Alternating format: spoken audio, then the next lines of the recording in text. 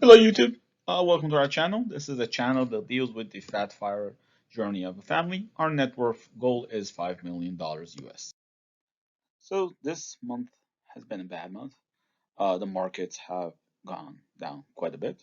So this month we lost $65,000. Uh, let's hope for a better month next month. So you've seen ads. I want to stop the ads, but Google doesn't allow you to opt out of monetization until you get to 1,000 subs. So I want to get to 1,000 subs to stop all these annoying ads.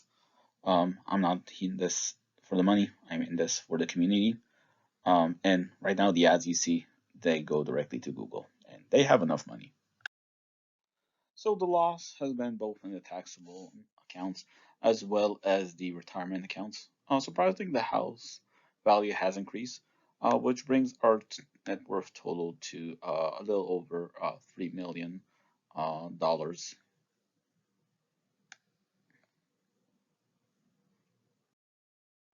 So the top three expenses this month have been the house, quite a bit. This is to do with tax. Uh, and where we live, we pay the property tax twice a year. So it's about $7,000 for this house. So we paid half now, about 3,500, and the rest are pretty standard home-related expenses. Kids are creeping up.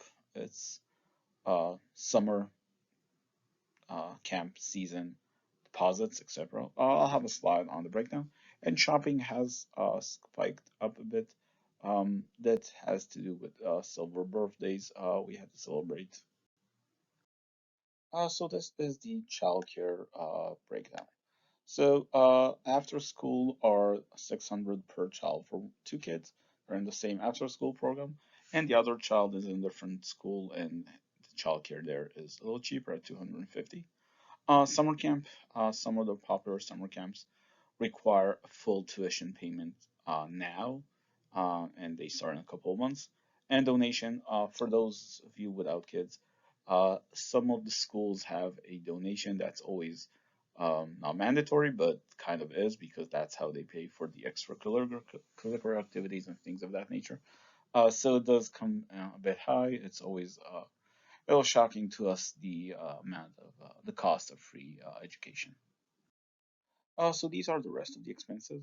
I created a new category called entertainment just because I've noticed shopping and entertainment gets mixed together in the old way I've done things, which caused us to decide of like how much does entertainment versus regular shopping require us. It doesn't change our retirement budget.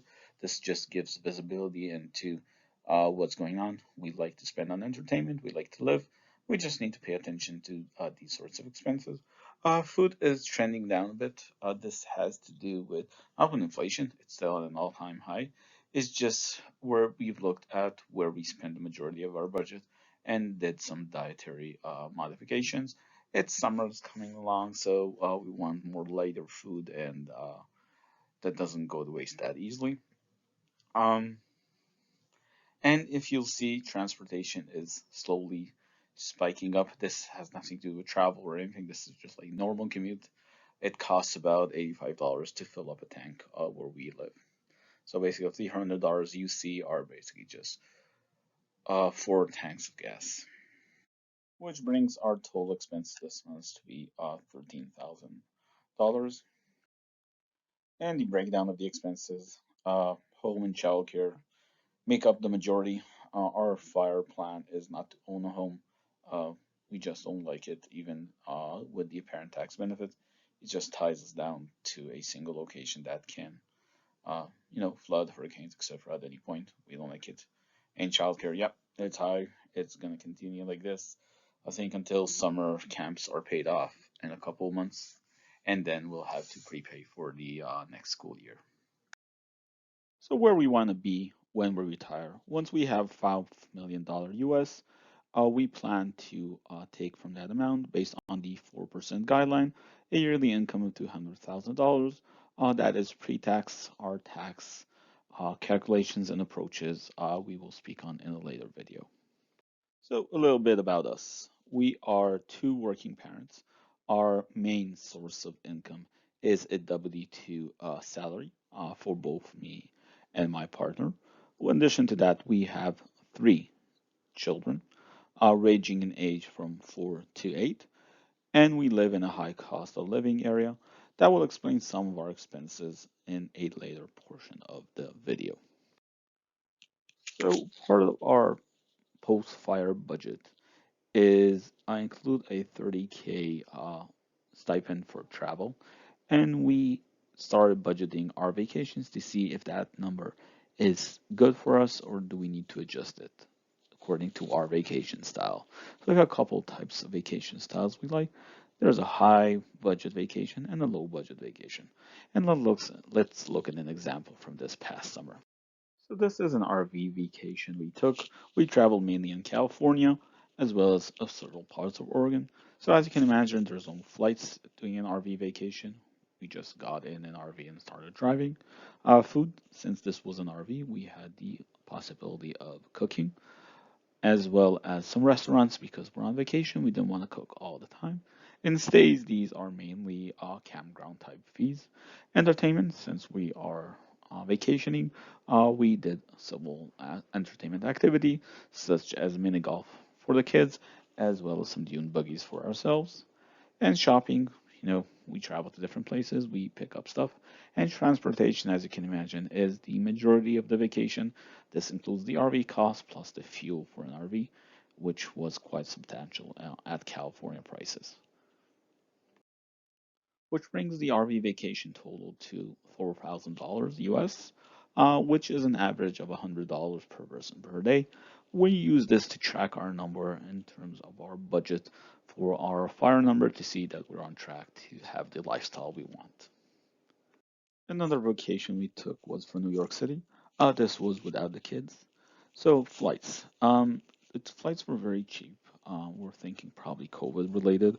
It really cost us $300 to get to New York, which is usually more towards the $1,000 range. Food, again, some snacks for the road and things of that nature, something we can quickly do. Restaurants, this is New York, so we don't have a kitchen. We had to eat out for most of our meals. Hotels, that's including stays, $300 per night seems reasonable for us. Sorry, $200 per night.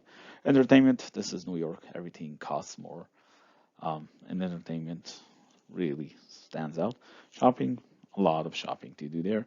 And transportation, these are mainly Uber and Lyft type transportation and rideshare from the airport to the health hotel and vice versa. Which brings the total for the New York vacation to $2,000 plus, which is $375 per day per person. Quite expensive, but this we use this number towards our fire budget to make sure we are aligned and the lifestyle we want to achieve post retirement. So this is the Hawaii vacation breakdown. Flights being both flights from the mainland to the island, plus some inter-island flights. Food is supermarket type grocery shopping. Restaurant is a bit high, but it's expected. It's a vacation. Stays in this case, it's hotels and Airbnb combined, depending on where we were. Entertainment are excursion type activities. Most of the time we spent free doing free activities, beach, hikes, things of that nature. And transportation, in this case, applies to the rental cars. As you know, rental cars have taken a hike in terms of pricing. Yeah. So the total Hawaii vacation cost is $6,000 plus. This was about 11 days, which comes down to $120 per day per person, which is in line with the RV vacation, which is quite a surprise. Um, So this is the cost breakdown of a California vacation we took.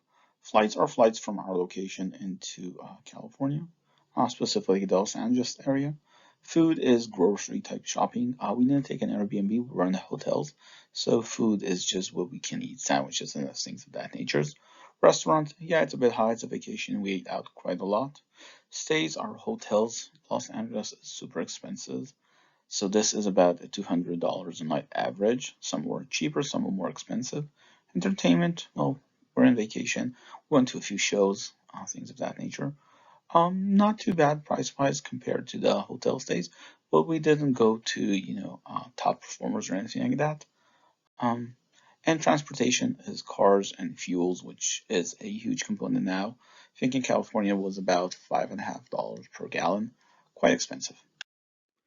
Which brings the total of that vacation, the California one, to $2,600, which comes to about $180 per day per person.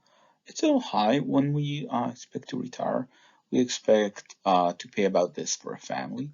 I think the cost here is due to the hotels. $200 a night is quite expensive. Plus, the fuel is quite expensive, but it is a good point when we look forward into vacations in high cost of living areas. We should adjust accordingly. Our vacation budget has enough leeway for that. So, recipe of the month. You're asking yourself, why does this show up in a fire-related blog? Well, we plan on traveling, and we like to cook our own food. It saves us costs on the restaurant type expenses, as well as we're planning to travel in various areas of the world. Uh, some of the foods we might like, some of the foods we might not. It's better, especially with kids, to have like a home base of meals that you can make anywhere in the world because there are the ingredients. So we've tried pineapple fried rice, bit of sweetness along with the protein. The kids seem to like it. Some of them take the pineapple chunks out, some of them eat them, but they get that sweet flavor as well as the protein from the eggs. Our debt this month, we are still tracking for zero debt, and we plan to continue this approach. It has taken us long, long years to get to this approach. And this number, I haven't started this blog once we were in debt, but it took us about 4 years to get out of debt. So how are we tracking in terms of net worth? Um, as you can see, we're hovering over the 3 million mark. I saw a comment last week about like, hey, we're doing great. But if you notice, like since October, we're at the same sort of net worth. Yes, the markets have gone down, but realistically, it means we have 6 months of stagnation. And if you look at the S&P average returns of 10%, um, this is not going to be one of those years.